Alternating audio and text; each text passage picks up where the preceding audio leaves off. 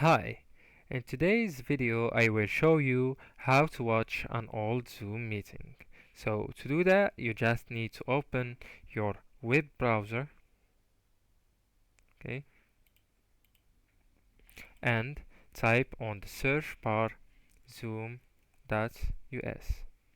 Okay, if you don't have an account you can sign up from that bar, and if you already do you can just click on sign in or my account. Okay, once you are in, you can go directly to meetings here on the left, and then here you can see upcoming meetings, previous meetings, and other stuffs.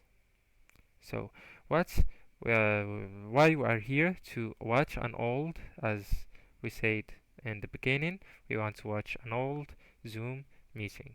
So let's click on previous, and here in that bar we can adjust the date.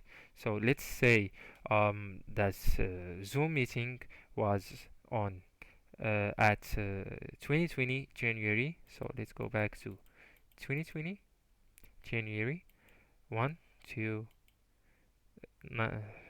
2029, and that's it. The meeting that we are looking for where it will appear here. So we can click on play the meeting, the Zoom's meeting, and we can watch it. It will be just like that as an example. Alright, there is another option.